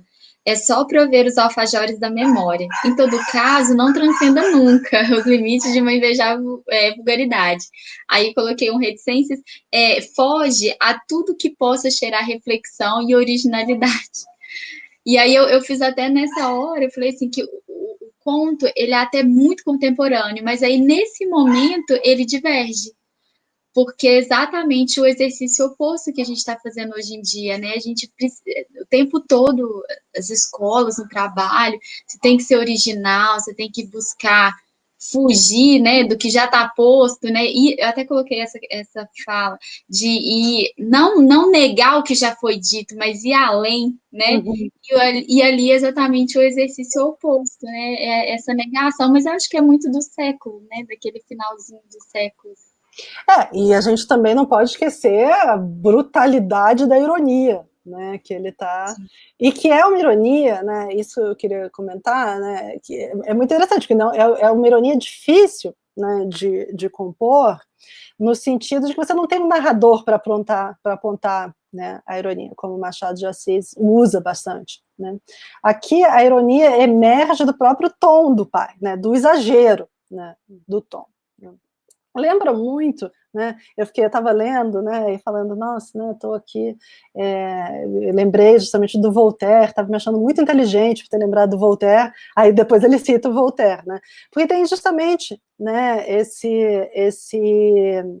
esse tom, né, que a gente acha em alguns textos filosóficos do século XVIII. Né? Vocês lembram quando eu estava falando no século XVIII como um século de exercício, de tentativa de inventar um tom de ficção, né? de tentativa de inventar o romance, né? Então, mas sempre meio que fingindo que é outra coisa, né? Tentativa de inventar a ficção mesmo, na verdade, não de inventar a ficção, mas de dar um lugar nobre à ficção, de dar um lugar legítimo e respeitável, né, à ficção. E um desses lugares é justamente o da ficção filosófica, né, do comentário filosófico num texto ficcional, que o Voltaire faz, bastante outros fazem, o Rousseau faz, o Diderot faz, mas o Voltaire usa muito a ironia. Né? E o Machado de Assis, justamente, né, depois o Cândido também fala disso, e vários textos falam de como o Machado de Assis era um grande leitor de Voltaire, né? E um dos, né, livros mais famosos aí, em que ele usa a ironia para fazer um comentário filosófico, Voltaire, lá no século XVIII. Né? De que ano que é o Cândido? 759. Ele faz essa coisa, né, enfim, o Cândido é essa história, né, de um personagem que tem um mestre, ele vai, enfim, viajar aí pelo mundo para aprender coisas, e as coisas mais absurdas acontecem, né, algumas coisas brutais, né, e são contadas como se fosse a coisa mais normal do mundo. Né.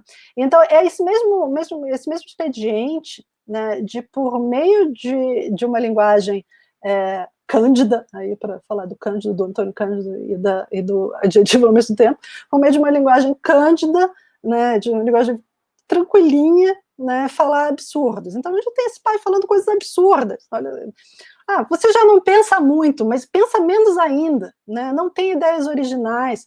Frequente livrarias, mas não por causa dos livros, né? E sim, né, porque é um ambiente que você pode falar das coisas que estão acontecendo nas últimas notícias. Né? Fale de filosofia, mas só para usar a palavra, porque a palavra soa bem, né? Mas jamais faça filosofia. Né? Essa coisa, várias vezes ele fala isso. Mas não posso usar a palavra, não pode fazer filosofia, né? E várias coisas assim. Então é uma ironia que emerge, né, do exagero, né? Do exagero, digo, do assinte mesmo daqui, né? É uma ironia que só é possível, né? Eu já... Oi, Bianca, tudo bem? Fica à vontade. Já vou te dar a palavra, Júlio. É uma ironia que depende do leitor, né? E claro, né, por um leitor no século XXI é possível a gente ler esse texto como sério, e naquele momento provavelmente também. Mas não é, né, descabido, né, que alguém menos versado na leitura de ficção leia aquilo e fala, nossa, como um pai daria esse tipo de conselho? Né? Alguém que não está habituado a ler ficção, né, fosse ler como se fosse um diálogo sério. Né? Fala, Júlia. Eu acho interessante, principalmente essa parte da biblioteca, porque essa necessidade de plateia para validar toda a situação e para manter a falta de originalidade. É só ele partindo disso, ele tendo essa plateia, ele não se jogando à solidão. Aí vem na minha cabeça Mente Vazia, a Oficina do Diabo, porque justamente fugir dessa solidão para abraçar esse vazio, assim. E outra coisa que me chama muita atenção é a previsibilidade, de alguma forma, porque isso tudo só é estabelecido tendo noção que em outros comportamentos, em outras experiências alheias que o pai analisa, identifica como negativo. Eu não gosto muito desse conto, assim, mas eu respeito muito o que ele faz, acho, assim, inteligentíssimo. Mas eu acho que essa frase do Bose que você colocou, que é uma ilusão supor a autonomia do sujeito, dá uma resumida, assim, do que esse conto é. Que é justamente isso, é o pai instrumentalizando o filho, só que o que mais me pega é essa necessidade de plateia, assim, porque ao mesmo tempo que é onde você expressa sua originalidade de alguma forma, é o que você identifica de diferente, é o que ele coloca como, assim, recurso para se afastar disso tudo, assim. É isso. Já vou dar a palavra para vocês, Iago e João. E é interessante como essa questão da necessidade de plateia vai aparecer até no Dom Casmurro. Tem a cena, né, que o momento em que eles se casam, né, o Bentinho e a Capitu vão passar, sei lá, vão para Petrópolis, não me lembro mais para onde eles vão, passar a lua de mel, e ela fica aflita que ela quer voltar logo para o Rio de Janeiro para se mostrar como casado, né? E o Bentinho, narrador, né, fala a nossa felicidade, né, em volta de 4 paredes, algumas árvores, não era suficiente, né? Ela precisava mostrar a felicidade para o mundo, para o Rio de Janeiro, precisava, né, se mostrar como casado. Né? Enfim, obviamente aparece também nessa fala do Brás Cubas, né? Não basta nem o dinheiro, né? Não era nem só, porque ele fala, tem o bem, né, o bem do remédio, o dinheiro, mas esses são prazeres internos, né? Mas eu precisava do prazer externo, que é ver o nome estampado, né? Então, essa coisa entre o que é, né, por fora, o que é por dentro, que, né, não é só isso, né, não é só uma crítica social, né, e aí que também faz com que se mantenha aí a atualidade do Machado de Assis, é também, né, uma pergunta existencial. Então, que diabos, né, é um sujeito? Né? Se você tem essa pessoa para fora, essa pessoa que você é dentro, como concatenar as duas coisas, mas em última análise o que é, que na verdade é uma coisa meio, eu não sei se é o Antônio Cândido que observa isso, mas que é uma coisa já meio existencialista, né? Você tem uma essência ou você é só aquilo que você faz? Né? E o que você faz, né, e desdobrando isso, claro, o que você faz você faz para os outros, você faz para você, né? Você faz por prazer. E aí entra na discussão que a Bianca tinha levantado lá, né? O que é felicidade, né? Tipo, a gente tem uma concepção romântica de felicidade até hoje, né? Felicidade é ser quem você verdadeiramente é, né? E tirar prazer, dinheiro, glória disso, né? Enfim, o que quer que seja, né? Isso é uma visão absolutamente romântica, e a gente vive um pouco sob esse lema, nem esse lema, na verdade, a gente vive sob essa utopia, né? Uma auto-utopia, talvez. Já vou deixar vocês dois homens falarem, mas eu só perguntar para a Júlia por que você não gosta tanto do conto. Eu não sei, eu conversei até com o Iago sobre, e aí ele usou a palavra, acho que não clicou muito. Eu acho que foi isso, assim, tem o espelho, eu acho assim, eu acho que por ser mais imagético, eu acho que coisas que eu consigo imaginar, ele na tristeza de se olhar no espelho, e a coisa do nome também, me pega mais, assim. Mas uma última coisa que eu queria falar é que eu acho muito interessante justamente porque, para que isso seja possível, né, uma existência vazia mais notável para a sociedade, ele entende que existe uma divisão do que é isso aí.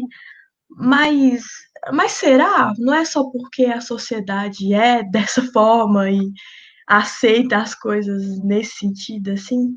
Enfim, me pega muito nesse sentido. que é, enfim, é algo que ele vai explorar muito, né? O próprio, enfim, Memórias Póstumas, é isso, né? Tipo, agora que eu já morri, eu posso ser quem eu sou, né? Vamos investigar quem eu era mesmo, né? E dos outros romances e tal. Iago. Quando eu fui ler o conto, eu não sabia nada, eu já tinha ouvido falar no nome dele, né? Não sabia nada. E aí, quando eu comecei a ler, você vai naquele. É meio nebuloso, assim, você não sabe exatamente o que está acontecendo. Eu tava achando que ia ser um conto. Passou pela minha cabeça, né? Depois eu vi que não tinha nada a ver mesmo. Mas tem um pouco disso, né? Do pai, ele destinando o filho a alguma coisa pela frustração dele. Aquele negócio que a gente vê até um pouco hoje em dia, né? Tipo assim, do pai querer que o filho seja um médico para o filho ser, tipo assim, sabe? Ter esse sucesso na vida. Mas eu achei muito legal a progressão do texto, assim, o jeito como ele vai. Ele realmente cresce na ironia dele e ele extrapola tipo assim, todos os limites. O fato de não ter um narrador faz com que o discurso do pai seja muito bem construído. O pai vira uma pessoa muito, tipo assim, real só pela fala. E é muito doido. Você consegue conhecer o pai bem, eu acho, até pelo tamanho do conto, né? Só pela fala dele. E um trecho que me chama muito atenção é quando ele fala dos partidos políticos, né? Que ele fala que ele pode entrar em qualquer um, contanto que ele não leve nenhum valor para aquelas palavras. São só palavras vazias. Tipo assim, entenda isso, mas você pode estar onde você quiser. E o final, que ele fala que, devido a guardar as proporções, aquilo lá é tipo um príncipe do Maquiavel. E eu falei, caramba, quando eu terminei o texto, foi aí que eu falei, caraca, eu acho que é por aí mesmo. E, enfim, eu achei a construção muito boa. Eu nunca li um romance do Machado ainda, mas eu acho o trabalho dele com a linguagem é incrível, é muito, muito, muito bom mesmo. Eu acho até que, você falou assim, eu acho que tem um subtexto melancólico, sim, do pai tentando se realizar pelo filho. Mas eu acho que esse subtexto é fagocitado, né, pela ironia. Né?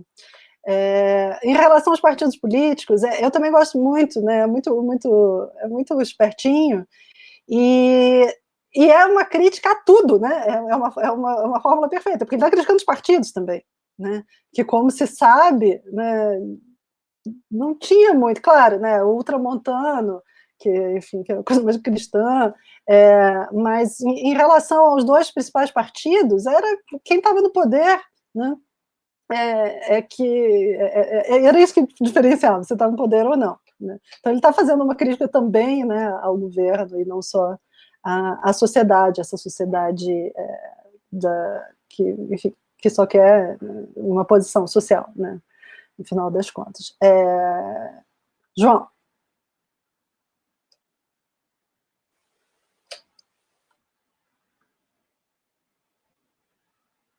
João? Desistiu? Então, se você estiver falando, a gente não está ouvindo. Bom, pode me interromper a qualquer momento. Uma coisa que eu ia falar de uma coisa super importante que a Juliana falou e ela acabou de sair, mas eu sei que eu já estou extrapolando, como sempre, também comecei tarde, mas a Juliana apontou uma coisa que eu acho que é um recurso que o Machado usa para deixar mais evidente ainda, né, a ironia, que é fazer com que o pai fale da mesma forma que o filho tem que falar. Né? Ele fala, usa frases feitas, cita as coisas para mostrar que você sabe, mas não para contestar ou para propor uma ideia original. E o pai vai cada vez mais fazendo isso. Né? Cada vez mais ele vai falando bonito, mais vazio, né? E, inclusive, na questão de citar os autores. Né? Então, ele usa, né, o Voltaire, o próprio Maquiavel, né, fala de coisas dos gregos, né, e primeiro ele fala que ele tem que fazer isso, e depois ele mesmo, né, faz isso, né, que é uma forma dele ultrapassar a forma, né, ultrapassar o tema pela própria forma, né, criar um discurso metalinguístico mesmo, né, e vai fazendo isso num crescendo. né? Bom, só para encerrar, então, não sei se o João voltou, quer falar.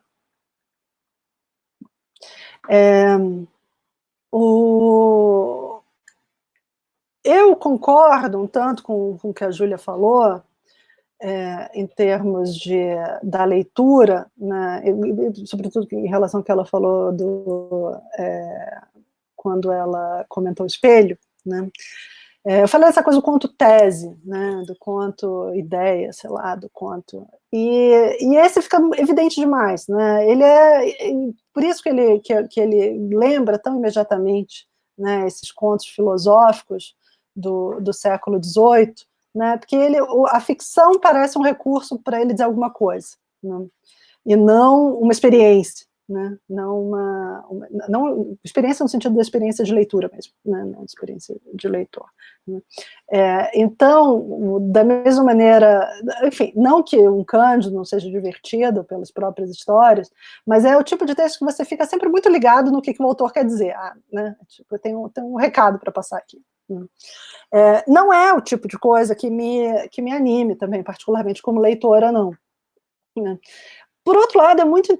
E aí eu queria encerrar, né, a aula falando disso, né, como o Machado de Assis faz uma coisa interessante, que é transpor aquele caráter de experimentação, né, do século XVIII, né, do qual ele gostava tanto de ler, e ele cita, né, o Sterne, por exemplo, né, Lawrence Sterne, que tem um livro famoso que todo mundo cita e ninguém leu, porque é enorme, difícil, que é o Tristram Shandy, né?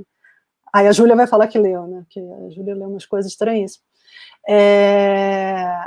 Mas que enfim, que é um exercício, que no século XVIII é ainda um exercício do que é inventar, do que é a ficção, né, de como se pode criar, né, um romance, ou seja, porque o que é o romance moderno? Né? É a história de ficção que não trata mais de grandes heróis, né? Não é mais a história de grandes heróis ou dos grandes cavaleiros que salvam as donzelas, não é mais o relato de viagens de mundos que ninguém conhece onde habitam monstros, não é mais essa ficção que é obviamente ficção ou que é suficientemente distante da vida de quem está lendo para não importar se é ficção ou não, né?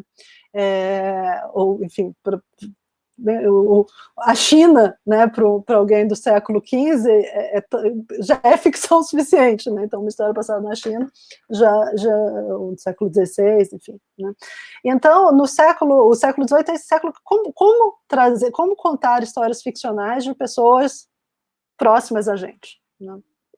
Aquela coisa que a gente fala. E aí tem, né, os relatos de viagem que são claramente ficcionais, mas se colocam como não, tem a questão, né, do conto filosófico, tem a explosão dos romances epistolares, né, romances escritos como trocas de cartas, enfim, e o Machado de Assis vai ser leitor desses autores, né, sobretudo dos franceses, né, desses contos filosóficos, mas ele mesmo cita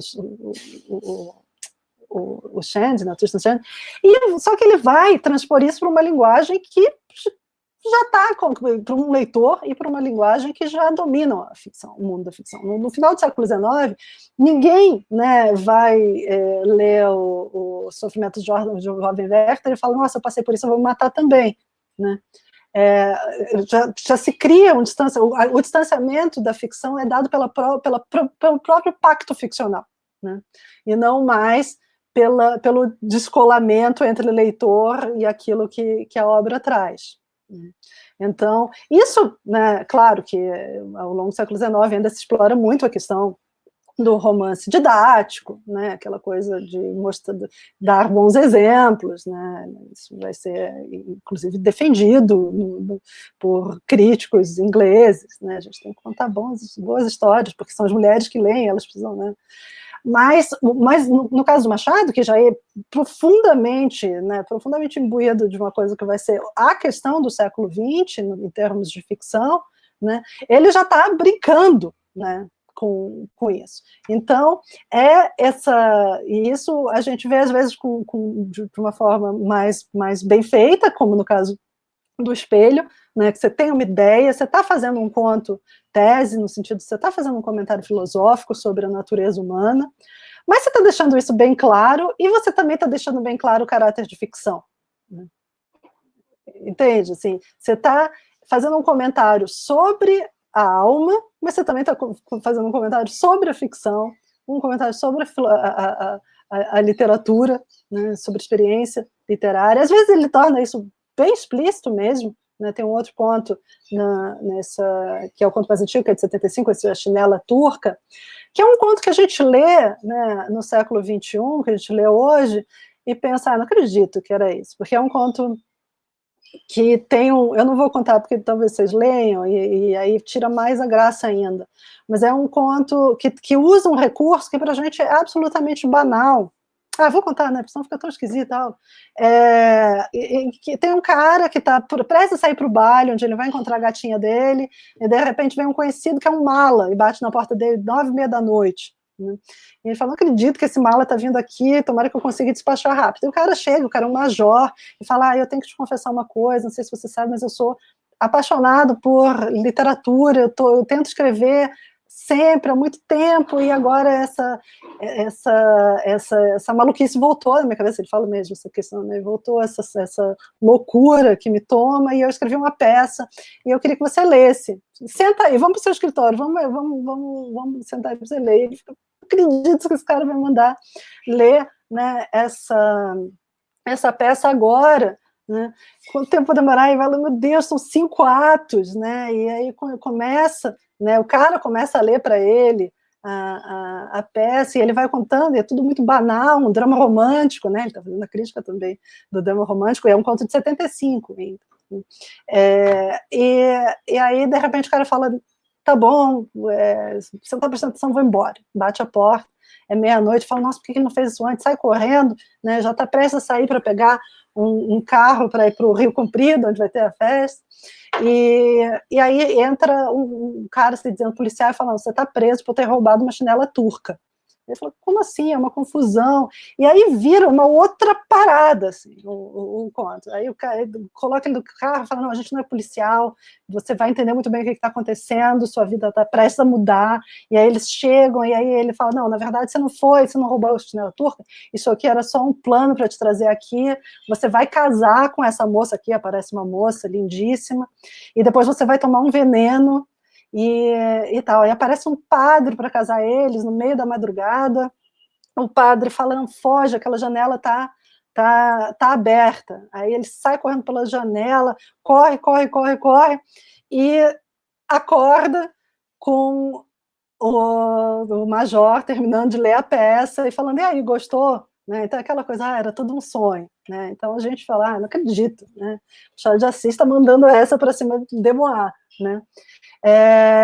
Mas aí ele termina dizendo, né, dizendo muito explicitamente, né, o narrador, que é o próprio personagem, acho que é o próprio personagem. Bom, de qualquer maneira, nesse momento a gente entra na cabeça dele, sendo narrador, personagem ou em discurso indireto, livre. Ele fala, bom, se as musas não visitaram o major, pelo menos elas me visitaram, me salvaram, porque é melhor um pesadelo desesperador do que um texto chato. E no final das contas, em certos momentos, o melhor de um espetáculo está no espectador e não no espetáculo, não, melhor de um, enfim.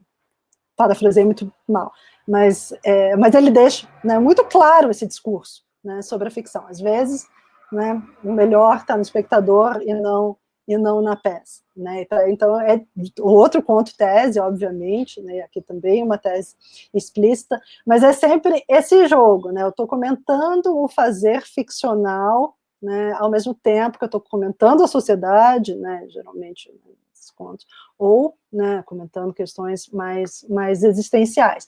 De novo, a gente é obrigado a gostar disso, né? Lendo isso no século XXI. Obviamente não, também não é obrigado a gostar de nada, né? Mas é interessante, né, como isso rompe completamente com aquela dicção romântica, ao mesmo tempo que rompe com o outro extremo, que é a dicção naturalista, né? Ele, em alguns momentos, tem um conto que eu gosto muito, que eu mais gosto desse volume, que é o Dona Benedita, que ele fica o tempo inteiro dizendo, eu não vou descrever isso aqui, vocês não vão aprender nada comigo descrevendo, né? Eu vou continuar criando a situação, que é na situação, né? Essa questão do realismo, né, machadiano, é um realismo de situação, né? Eu vou criar essa situação de onde vai emergir aí um comentário, né, sobre a realidade social, mas eu não vou descrever essa realidade, né? Você vai captar, né, por meio dessas situações que eu crio. E isso vai ficando, né, cada vez mais complexo, né, cada vez com mais melancólico também, cada vez mais investigando, não chega a um realismo psicológico, né, que vai ser muito mais, mas vai questionar, né, justamente isso que acho que a Júlia falou, né, mas o que fica daí, né, assim, quem é essa pessoa aí, né, que resta aí nesse jogo de aparências e realidade. Bom, é isso, gente. Então a gente continua. Eu acho que os contos que a gente lê agora são bem mais interessantes. Né? A Igreja do Diabo é logo, enfim, publicado logo depois, mas estou falando de uns 2 anos depois, 3 anos depois. E na última aula, então, aí os contos que eu acho mais bonitos mesmo. Bom, é isso, gente. Bom almoço e até quarta-feira que vem. Tchau, tchau. Tchau, tchau. Tchau, Lídia. Obrigada. Tchau, Lídia. Obrigado.